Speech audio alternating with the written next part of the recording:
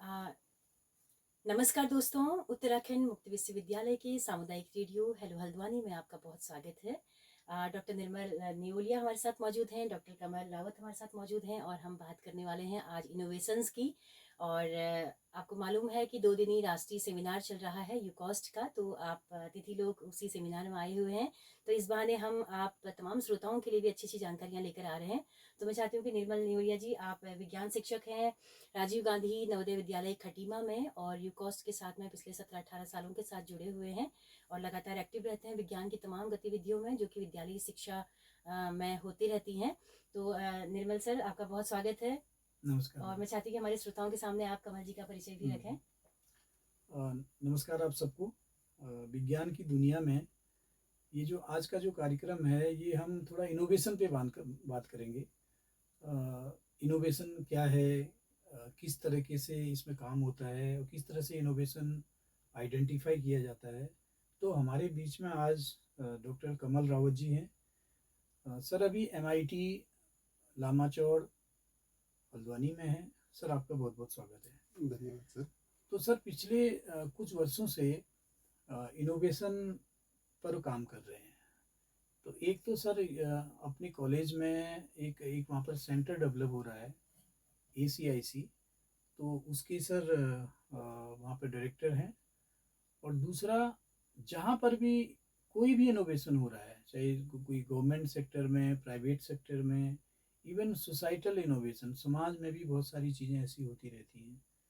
तो वहाँ विजिट करते हैं और बहुत सारे ऐसी वर्कशॉप्स MIT में लास्ट ईयर्स में ऐसी डिज़ाइन हुई हैं। बहुत सारे ऐसे ऑनलाइन प्रोग्राम्स भी हुए हैं। सर उस सब को कोऑर्डिनेट कर रहे हैं। तो मैं सर से निवेदन करूँगा कि सर ये इनोवेशन से बात आप शुरू करिए कि इनोवेशन होता क्या है और किस तरह से इसकी पहचान की जाती है कि ये काम इनोवेटिव है। सर, इनोवेशन एक नया टर्म निकल के आया है। इनोवेशन का मतलब है कि कोई भी जो समाज में दिक्कत है उसको सॉल्व करना, उसके लिए कोई सॉल्यूशन देना बाय यूजिंग एग्जिस्टिंग रिसोर्स और टेक्नोलॉजी। हमें जब हम इनोवेशन की बात करते हैं तो हमको इन्वेंशन नहीं करना है, कोई नई चीज नहीं खोजनी है। जो भी हमारे इन्वायरमेंट में अवेलेबल है, जो भी नॉलेज अवेलेबल है, उसको यूज करते हुए एक बेहतर सॉल्यूशन देना है। अगर हम कोई बेहतर सॉल्यूशन देते हैं तो क्या वो इनोवेशन कहलाएगा? नहीं। एक छोटा सा एक डिफरेंस और है। किसी चीज को इनोवेशन कहलाने के लिए एक क्राइटेरिया और मैं मानता हूं कि जो आप सॉल्यूशन डेवलप कर रहे हैं उसको यूज करने वाले बहुत सारे लोग हों। ऐसा नहीं कि सिर्फ एक छोटी सी प्रॉब्लम थी आपकी ही और आपने उसका कोई सॉल्यूशन ढूंढा, आपको लगा कि ये तो बहुत अच्छी चीज है, आपने इनोवेशन कर दिया। जब आप कोई नया समाधान देते हैं किसी भी समस्या का, और वो समस्या सिर्फ आपकी नहीं बहुत सारे लोगों की है, तो होती है। ऐसे आइडिया को, ऐसे जो समाधान आया है उसको हम बोलेंगे कि ये एक इनोवेशन है। तो एक बात तो ये बात नहीं बताइए कि इनोवेशन क्या होता है। दूसरी चीज़, इनोवेशन जब टर्म आता है तो हम साइंस की बात करते हैं। तो हालांकि इनोवेशन सब फील्ड में होता है। आर्ट में हो सकता है, ड्राइंग में हो सकता है, पेंटिंग में हो सकता है। और हम बात कर रहे हैं कि कोई नक्शा बन रहा है, कोई बिल्डिंग बन रही है, हर चीज़ में होता है। तो ये जो हम बच्चों को लेके बात करेंगे, तो स्कूल में किस तरह से इनोवेशन का कल्चर डेवलप हो, सर स्कूल किस तरह से काम करें। देखिए सर, स्कूल में इनोवेशन का टर्म नया नया है, बट अगर हम साइंस की बात करें तो स्कूल में वो टर्म पुराना, मतलब नया नहीं है। हम बहुत लंबे टाइम से कुछ एक्टिविटीज करते आ रहे हैं जिनसे हम साइंस और टेक्नोलॉजी को प्रमोट करते आ रहे हैं बच्चों के बीच में। बट अभी अभी एक नया रिसेंट ट्रेंड शुरू हुआ है कि गवर्नमेंट की बहुत सारे ऐसे प्रोग्राम है जिनमें वो बच्चों से इनोवेटिव आइडिया लेना चाहती है। मैं एक छोटा सा एग्जांपल देना चाहूंगा कि जैसे अगर ये किसी श्रोता, इसके बच्चे भी होंगे और पेरेंट्स भी होंगे, तो मैं एक छोटा सा एग्जांपल देना चाहता हूँ कि जब देश में कोरोना बीमारी आई तो वो एक समस्या थी। और जैसे मैंने एक डेफिनेशन दी कि एक समस्या जिससे बहुत लोग पीड़ित हैं, तो उसका समाधान हर कोई चाह रहा था। मगर उसका समाधान ढूंढा किसने? उसका समाधान जो है हमारे साइंटिस्टों ने ढूंढा। वो साइंटिस्ट लोग रिसर्च लैब में उनने अपनी जो भी स्टडीज की थी, जो भी उनकी नॉलेज थी, या उनने उस फील्ड, उस पर्टिकुलर टॉपिक में नॉलेज बिल्ड करी और एक सॉल्यूशन ढूंढा। वो एक इनोवेशन की तरह हम देख सकते हैं। हम्म, बट जब हम बच्चों से बोलते हैं आप इनोवेशन कीजिए, जबकि हमारे पास इतने बड़े बड़े साइंटिस्ट हैं, पीएचडी स्कॉलर्स हैं, रिसर्च इंस्टीट्यूट्स हैं, तो हम बच्चों से क्यों बोल रहे हैं कि हम्म, आप इनोवेशन कीजिए? पहली चीज हमको ये समझनी होगी, और हम्म, ये चीज बच्चों को भी समझनी होगी, टीचर्स को भी समझनी होगी, और पेरेंट्स को भी समझनी होगी कि हम बच्चों से क्यों बोल रहे हैं कि आप इनोवेशन कीजिए। हम्म, एक चीज होती है क्रिएटिविटी। अगर हम साइंटिफिकली बात करें तो कोई भी बच्चा जो होता है, उसका जब दिमाग का डेवलपमेंट होता है वो 0 से 6 ईयर तक होता है, मतलब वो नेचुरली होगा, सबसे बेहतर है जो ना? है। और नेचुरली होगा, उसके बाद वो किस तरीके के एनवायरनमेंट में रहता है, हम्म, किस तरीके के कल्चर में रहता है, उस हिसाब से उसके ब्रेन का ग्रोथ होगा। हम्म, और सेम चीज हम क्रिएटिविटी के लिए भी बोलते हैं कि क्रिएटिविटी जो है 0 से 14 ईयर तक इंक्रीज करती है, उसके बाद एक स्टेगनेंट हो जाती है। फिर हम किस इन्वायरमेंट में रहते हैं, हम अपने आप को किस तरीके से रखते हैं, उस हिसाब से हमारी क्रिएटिविटी डिपेंड करती डिपेंड करती है। मगर वो जो बढ़नी थी वो 0 से 14 में बढ़ गई, और उसके बाद वो फिर कम ही होती जाएगी। है। तो जब हम कहते हैं कि हम नवाचार करें या इनोवेशन करें, तो उसके लिए जो सबसे इंपॉर्टेंट चीज है वो है क्रिएटिविटी, रचनात्मकता। और वो सिर्फ बच्चों के अंदर ही होती है। देखिए, एक छोटा सा और एग्जांपल दूंगा, मैं एग्जांपल पे एग्जांपल दे रहा हूँ कि जब हम एक छोटे से बच्चे को देखते हैं, तो वो एक 2 साल 3 साल के बच्चे को देखिए, उसके अंदर कितनी क्रिएटिविटी होती है। वो एक छोटी सी गुड़िया के अंदर जान फूंक देता है, वो उसे खाना खिलाता है, वो उसके लिए रोता है, वो अपनी रजाई को ऐसे ओढ़ के एक गुफा बना लेता है, तो उसके अंदर वो क्रिएटिविटी है। साथ में आप एक चीज और देखेंगे, उसके अंदर क्यूरोसिटी है, वो क्वेश्चन पूछता है। उसके पास क्वेश्चन खत्म ही नहीं होंगे। वो एक छोटी सी चीज को, इतना अच्छा ऑब्जर्वेशन सेंस है उसका कि वो हर चीज को ऑब्जर्व कर रहा है। वो पूछ रहा है ये ऐसा क्यों है, क्यों है। बड़ा आदमी उसको जवाब नहीं दे पाता कि उसकी इतनी अच्छी ऑब्जर्वेशन पावर है और क्यूरोसिटी है। सो ये बच्चे के अंदर नेचुरल है, और ये बड़े के अंदर नहीं है। तो जब हम कहते हैं कि किसी समस्या का समाधान लाओ, तो एक तो बच्चे की जो होती है ना, ऑब्जर्वेशन पावर बहुत अच्छी होती है, और क्यूरोसिटी बहुत अच्छी होती है। तो जो वो आइडिया निकाल के लाता है ना, एग्जिस्टिंग रिसोर्सेज से, एग्जिस्टिंग टेक्नोलॉजी से, उसको क्योंकि बहुत ज्यादा पता नहीं है, बट वो सॉल्यूशन लाता है, वो आउट ऑफ द बॉक्स होता है। कोई पीएचडी, कोई साइंटिस्ट उस चीज को सोच भी नहीं सकता, क्योंकि जो फील्ड एक्सपर्ट है वो अपने फील्ड में फंस जाएगा। तो वो जो आंसर, वो जो सॉल्यूशन लेके आ रहा है, वो बहुत अच्छा है। और भले ही वो उतना अच्छे फॉर्म में ना लाए, तो मगर हम जैसे मेंटर हम लोग हैं, हम लोग उसको फिर गाइड करते हैं कि इस चीज को ऐसे नहीं, ऐसे कीजिए। फिर जैसे जैसे वो आइडिया अपर स्टेज में आता रहता है, फिर वो एक अच्छे प्लेटफॉर्म पे पहुंच गया है। लाइक वो आईआईटी एनआईटी में पहुंच गया है, या फिर एम्स हेल्थ केयर का, तो एम्स पहुंच गया है। फिर वहां पे सब्जेक्ट मैटर एक्सपर्ट जो होते हैं, वो उसके लिए सही सॉल्यूशन डेवलप करते हैं। इससे एक चीज का और फायदा हो रहा है, क्योंकि देखिए, जब मैंने सबसे पहला एग्जांपल लिया कोरोना का, तो कोरोना को पूरे देश को पता था ना। मगर आप अगर चंपावत में रहते हैं, तो आपके क्षेत्र की परेशानी साइंटिस्ट एम्स वाले को कैसे पता होगी, या आपके गांव में क्या तकलीफ है, तो वो बच्चा ही ऑब्जर्व कर सकता है, और बच्चा ही उसका सॉल्यूशन निकाल सकता है। तो जब वो प्रॉब्लम निकल के अच्छे प्लेटफॉर्म पे जाती है, तो उसका सॉल्यूशन भी अच्छा डेवलप होता है। और वो जो हम चाहते हैं, जो गवर्नमेंट चाहती है कि उसका रियली फायदा हो, वो भी होता है। कोई बाहर से थोपी हुई चीज किसी स्थानिक लोकल एरिया के लिए ना हो, जी, वहाँ की मिट्टी, आबो हवा के हिसाब से वहाँ की समस्याएं हैं, इनका हल भी वहीं पर होता जी। है। तो जैसे हम यहाँ पर यूकोस्ट में जो पेपर प्रेजेंट हो रहे हैं ना, तो अलग अलग एरिया के हैं ना, तो उसमें वो अलग अलग फील्ड में रिसर्च कर रहे हैं, और उसमें बहुत सारे इनोवेशन भी हो सकते हैं। जी जी बिल्कुल। ठीक है, उसमें उसको आइडेंटिफाई करने की जरूरत है कि उसमें जैसे एक पेन में बहुत सारे इनोवेशन है, एक सुई में बहुत सारे इनोवेशन है। तो सर, दूसरी चीज हमारे स्कूल में जैसे एक प्रोग्राम है अटल टिंकरिंग लैब। थोड़ा इसका स्ट्रक्चर आप बताइए, ये लैब कैसे काम करती है, किस तरह से एस्टेब्लिश होती है? सर, एक पोर्टल है, एक गवर्नमेंट का एक प्रोग्राम चलता है, अटल इनोवेशन मिशन। इस अटल इनोवेशन मिशन के अंदर 5 डिफरेंट प्रोग्राम हैं, और ये जो अटल इनोवेशन मिशन है, ये नीति आयोग का डायरेक्टली प्रोग्राम है। इसके अंदर 5 डिफरेंट प्रोग्राम है। First one is ATL, that is for school students. तो अभी तक इंडिया में 10,000 लैब स्टेब्लिश हो चुकी हैं अटल टिंकरिंग लैब की। दूसरा है अटल कम्युनिटी इनोवेशन सेंटर, जो सिर्फ कम्युनिटी के लिए है। फिर स्टार्टअप्स के लिए आता है अटल इंक्यूबेशन सेंटर, एआईसी। फिर 2 और प्रोग्राम है, Atal new India challenges, that is for MSME, और एक है arise, that is for research institute. तो जो आप बात कर रहे हैं कि एटीएल, तो अगर कोई भी स्कूल आप इंटरेस्टेड है एटीएल को एस्टेब्लिश करने के लिए, तो एक पोर्टल है aim.gov.in, आप उसमें जा सकते हैं, और वहां पर पूरी की पूरी गाइडलाइन दी हुई है कि कैसे आपको एप्लीकेशन फाइल करनी है ना। कब एप्लीकेशन ओपन होगी, तो उसमें नोटिफिकेशन आ जाता है, जब भी एप्लीकेशन ओपन होती है तो नोटिफिकेशन आता है, आप उसमें एप्लीकेशन फाइल कीजिए। फिर वो प्रोसीजर आप लिंक में आ जाते हैं, फिर वो लोग आपको डील करते हैं। तो किसी स्कूल को एटीएल जब मिल जाता है, तो फिर स्कूल क्या काम करता है? सर जैसे किसी स्कूल को एटीएल मिल गया तो एक उनको है कि एक गाइडलाइन रहती है कि हाँ आपको अपने यहाँ सेटअप करना है पूरा, एक लैब सेटअप करनी है, एक अच्छा एक इन्वायरमेंट एक डेवलप करना है जिसमें आके बच्चे को, अब देखिए ना अटल टिंकरिंग, तो टिंकरिंग से वर्ड है कि हमको सोचना सिखाना है बच्चे को। और एक ऐसा एनवायरनमेंट अगर आप किसी भी एटीएल को विजिट करोगे तो आपको एक बहुत अच्छा एनवायरनमेंट देखने को मिलता है कि हाँ इसमें जाके बच्चे को खुद ही, जो उसके अंदर मैं बात करी थी कि क्यूरियोसिटी होती है, ऑब्जर्वेशन होता है, और वो जब वो टेक्नोलॉजी के साथ आके आके मिलता है तो वहां पर वो उस चीज को और ज्यादा अच्छा, जो हम कहते हैं कि इनोवेशन निकालना है, तो एक तो उसको वहां पे टेक्नोलॉजिकली अपग्रेड किया जा रहा है, जैसे रोबोटिक्स है, सेंसर्स हैं, नई टेक्नोलॉजी है, मैकेनिकल की, उसको कुछ भी अगर अगर बच्चे को दिमाग में आ भी है कि मुझे कोई प्रोजेक्ट बनाना है तो उसको उसके लिए कटिंग करनी है, होल करना, तो कहाँ से करेगा, उसको भागना पड़ेगा इधर उधर वर्कशॉप्स में या किसी और मिस्त्री के पास। बट एटीएल में ऐसी फैसिलिटीज होती हैं कि वो सारे के सारे प्रोटोटाइप बनाने में जो भी इक्विपमेंट चाहिए होते हैं वो उसको विद इन लैब मिल जाते हैं।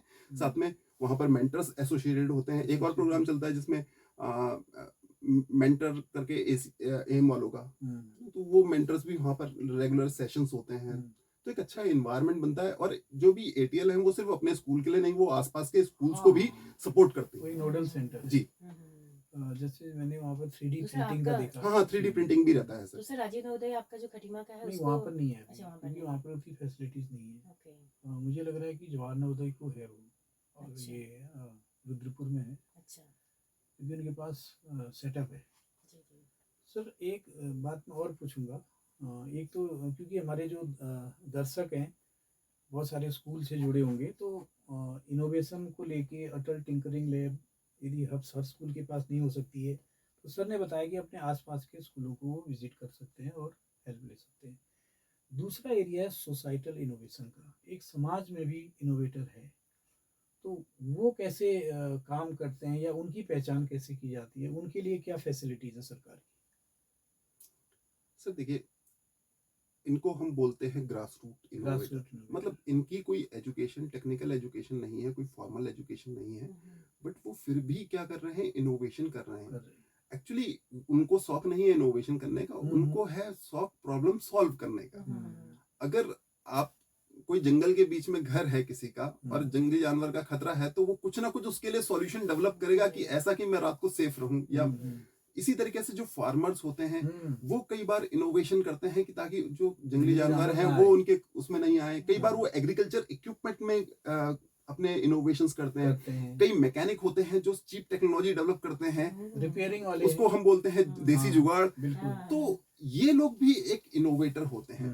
अब देखिए, कोई भी इनोवेशन करने का एक फायदा क्या है, हम बात तो इनोवेशन की कर रहे हैं, बट करें क्यों? चलिए प्रॉब्लम सॉल्व हो रही है, ठीक है, मगर कोई आदमी मेहनत करके प्रॉब्लम सॉल्व करे और वो बहुत सारे लोगों की प्रॉब्लम हो तो उसको क्या मिला, बेनिफिट क्या है ना? तो जिसने प्रॉब्लम का सॉल्यूशन ढूंढा है वो क्या करता है, उस प्रॉब्लम के सॉल्यूशन जो उसने बनाया है उसको पेटेंट करवाता है। उसको बोलते हैं इंटेलेक्चुअल प्रॉपर्टी। तो वो किसी भी फॉर्म में हो सकता है, वो डिजाइन की फॉर्म में हो सकता है, पेटेंट की फॉर्म में हो सकता है।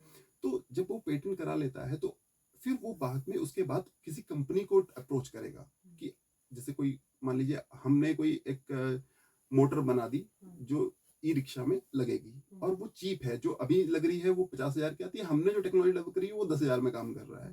तो हम इंडस्ट्रीज के पास जाएंगे कि आप इसको यूज कीजिए, आपकी कॉस्ट कम हो जाएगी और ये ज्यादा अच्छी इफिशियंसी के साथ काम कर रहा है। ठीक है, सेम एग्रीकल्चर इक्विपमेंट के साथ भी हो सकता है। तो जब हम इस तरीके की चीजें डेवलप करते हैं और हमने पेटेंट फाइल कर रखा है और हम इंडस्ट्री को उसको ट्रांसफर करते हैं, सो विदाउट डूइंग एनीथिंग, हमको कुछ नहीं करना, उसके बाद बैठना है, इंडस्ट्री काम करेगी, जितना बिकेगा हमको रॉयल्टी उस पर मिलती रहेगी। तो ये एक इनोवेटर को फायदा होता है। बट ग्रास रूट इनोवेटर के केस में क्या होता है, ये फायदा उसको कभी नहीं मिलता है क्योंकि वो देखिए वो इनोवेशन तो डेवलप करता है और क्योंकि उसको इतना नहीं है कि डिजाइन बनाएगा फिर वो पेटेंट के लिए अप्लाई करेगा, फिर इतना उसको नहीं आता समझ में, और वो कहीं ना कहीं इस चीज का फायदा कुछ लोग ले जाते हैं जो उनका इनोवेशन देखते हैं और वो उस चीज को अपने नाम पे पेटेंट करवा लेते हैं। ऐसे एक दो केस मेरे पास भी आए कि ये चीज तो हमने इस ईयर में डेवलप कर दी थी मगर हमने पेटेंट नहीं किया था। तो ये सबसे बड़ी चीज है कि अगर आपने इनोवेशन किया, आपको लगता है, तो आप पेटेंट कीजिए। बहुत सारी गवर्नमेंट ऑर्गेनाइजेशन आज की डेट में सपोर्ट कर रही हैं, लाइक जैसे हम इंक्यूबेशन सेंटर हैं, है ना, तो आप हमारे पास आइए, हम भी आपको सपोर्ट करेंगे। NIF है, वो आपको सपोर्ट कर रही है ना। इनोवेशन, यूकॉस्ट, यूसर्क, जितनी भी साइंटिफिक ये हैं सब कहीं ना कहीं आपको सही मार्गदर्शन करेंगी, है ना। और बाकी मेरे को मैं क्लियर बोलूंगा कि पेटेंट पे बहुत ज्यादा अभी मेरे को भी नहीं है, मैं भी बिल्ड कर रहा हूँ जी, अपनी नॉलेज इस क्षेत्र में। Thank you sir. एक चीज और पूछूंगा कि एमआईटी में आप लोग कैसे काम कर रहे हैं? सर एमआईटी में हमारे पास हमने एक सेक्शन 8, जैसे एमआईटी है तो एमआईटी कुमाऊं लामाचौड़ में हमारा है। हमारे तीन कॉलेज और हैं। एक इंद्रप्रस्थ इंजीनियरिंग कॉलेज है, वो साहिबाबाद गाजियाबाद में है, और 2 हमारे मेरठ में है, एमआईटी और एमआईईटी। सब जगह इंक्यूबेशन सेंटर चलता है। लास्ट 1 ईयर में हमने एमआईटी कुमाऊं में इंक्यूबेशन सेंटर डेवलप करना स्टार्ट किया है। तो इसके लिए हमने एक सेक्शन 8 कंपनी रजिस्टर की है जो पूरी तरीके से नॉन प्रॉफिटेबल है, जिसका नाम है एसीआईसी देवभूमि फाउंडेशन। इसके अंदर हमने जो भी हमारे, अब इसमें हम 2 चीजें करते हैं, एक इनोवेशन को प्रमोट और दूसरा स्टार्टअप को प्रमोट। तो ये एग्जांपल बताएंगे? हाँ जी, जो यहाँ हुई जी। एक तो जैसे इनोवेशन और एंटरप्रेन्योरशिप, 2 चीजों को हमको प्रमोट करना है। तो फर्स्ट हम बात करते हैं स्टार्टअप्स की। तो फर्स्ट देखिए, एक कोई भी चीज करने से पहले हमको एक इकोसिस्टम डेवलप करना पड़ता है। मतलब हमको पहले उसकी बात तो करें, जब बात करेंगे तभी वो चीजें निकल के आएंगी। अभी वो कल्चर यहाँ पर है नहीं स्टार्टअप्स का, है ना। तो हम जैसे हमारे स्टूडेंट्स हैं तो हम उनके लिए सेशंस रखते हैं कि एंटरप्रेन्योरशिप क्या होती है, स्टार्टअप्स क्या होता है, किस तरीके से हम स्टार्टअप कर सकते हैं, और इसमें हम ओपन टू ऑल रखते हैं। कम्युनिटी से कोई जुड़ना चाहे वो भी जुड़ सकता है सेशंस। ठीक है। दूसरा, हम लोगों ने इंक्यूबेट किए हैं। अभी हमारे पास इंक्यूबेशन सेंटर में करीब 18 स्टार्टअप्स हमारे साथ जुड़े हुए हैं। काम कर रहे हैं। तो ये स्टार्टअप्स कैसे हैं? ये स्टार्टअप्स, ज्यादातर जो स्टार्टअप्स हैं वो एग्रीकल्चर प्रोडक्ट में हैं। वो हमारे जो पहाड़ के जो पल्सेस हैं, मिलेट्स हैं, इनको पैकेजिंग करके बेच रहे हैं। तो इनका क्या कहते हैं, हम लोग मेंटरिंग सेशंस कराते हैं, मार्केटिंग स्ट्रेटेजी इनकी रिफाइन करवाते हैं, इनकी ब्रांडिंग में इनकी हेल्प करते हैं, और साथ में सबसे बड़ा चीज है बिजनेस में नेटवर्किंग, उस चीज में इनको हेल्प करते हैं। कुछ लोग बहुत अच्छे स्केल पे ऑलरेडी काम कर रहे हैं, कुछ ने नया नया स्टार्ट किया है। इसके अलावा कुछ स्टार्टअप्स हमारे पास टेक्नोलॉजी से जुड़े हुए भी हैं। एक हमारे पास स्टार्टअप है जो रोबोटिक्स की लैब स्टैब्लिश करता है। जैसे हमने एटीएल में कहा, तो जब आपको एटीएल मिलता है तो आपको भी कहीं ना कहीं से आपको रोबोटिक्स की कोई ना कोई वेंडर आपको चाहिए, तो वो मटेरियल प्रोवाइड करना, वर्कशॉप्स देना, वो चीजें करता है। एक ड्रोन में करता है इसी तरह टेक्नोलॉजी में, और कुछ हर्ब्स और मेडिसिनल चीजों पे भी करते हैं, काम कर रहे हैं। तो इनके साथ अब अलग अलग हम लोगों ने क्या करा है, एक पूल ऑफ मेंटर्स हमने क्रिएट किया है। तो जैसे न्यूलिया सर हैं, वो भी हमारे साथ मेंटर की तरह जुड़े हुए हैं कि अगर कोई स्कूल का स्टूडेंट आएगा तो, क्योंकि सर को इतना वास्ट एक्सपीरियंस, उसको टैकल कैसे करना है सर ही जानते हैं। तो सर आराम से उसको टैकल कर सकते हैं और उसको सही, मतलब हम मिलके अच्छे से गाइड कर सकते हैं। सेम अगर कोई, क्योंकि हर चीज का सेक्टर एक्सपर्ट हमारे पास नहीं हो सकता, है ना। तो अगर कोई एग्रीकल्चर का, तो उसके लिए एग्रीकल्चर के हमारे पास सेक्टर एक्सपर्ट हैं, फाइनेंस के सेक्टर एक्सपर्ट हैं। तो अलग अलग पूल ऑफ सेक्टर एक्सपर्ट हमारे पास है जो उन स्टार्टअप्स को हेल्प करता है। Thank you sir. अब हम बात करते हैं इनोवेशन की। तो इनोवेशन में हमारे पास, जैसे इनोवेशन में हम बच्चों को स्कूल लेवल के इनोवेशन को भी हम सपोर्ट करते हैं, और कॉलेज लेवल के जो स्टूडेंट्स हैं, इंजीनियरिंग कॉलेज है, उनको भी सपोर्ट करते हैं। प्रोग्राम भी रखा था, उसमें बहुत सारे स्कूल आए थे। जी जी जी, हम लगातार हम आइडियाथॉन और हैकाथॉन 2 तरीके के हम प्रोग्राम करते हैं, जिसमें हम आइडियाथॉन में सिर्फ बच्चों से सिर्फ आइडिया मांगते हैं कि तुम प्रॉब्लम दो और उसका सॉल्यूशन दो, और हैकाथॉन में हम कहते हैं कि तुम, हमारी पास ये प्रॉब्लम है 10, इन 10 में सॉल्यूशन डेवलप करो और आके यहाँ प्रोटोटाइप डेवलप क्या करो। बात है। तो ये काम शुरू कर चुके हैं आप हो इस पे? चुका जी, अब मतलब अभी हम थोड़ा थोड़ा करके बिल्ड कर रहे हैं। देखिए एकदम से तो नहीं होता कोई भी चीज, धीरे धीरे टाइम लगता है, मगर हम बहुत ही पॉजिटिव वे में है और बहुत स्पीडी वे में काम कर रहे हैं। क्या बात है, क्या बात है, बहुत ही अच्छा लगा। और बहुत जल्दी इम्पैक्ट भी दिखेगा आपको उन चीजों का। बिल्कुल। थैंक यू तो सर। काफी लंबी बातचीत होगी, बातें तो बहुत सारी हैं, है ना। तो कमल जी, हम उम्मीद करेंगे कि आगे भी आप आते रहें, रेडियो के हमारे श्रोताओं के लिए ये तमाम जानकारियां, तभी एक माहौल बनेगा, क्योंकि रेडियो ही एक ऐसा जरिया होता है, एक सूचना का एक बड़ा तंत्र है, तो लोगों तक जानकारी पहुंचाने का। तो निर्मल जी इजाजत लेते हैं श्रोताओं से, दर्शकों से, है ना। तो दर्शकों, कमल रावत जी के साथ व निर्मल जी के साथ में अपनी रेडियो मित्र सुनीता भास्कर को दीजिए इजाजत। नमस्कार। बहुत बहुत धन्यवाद।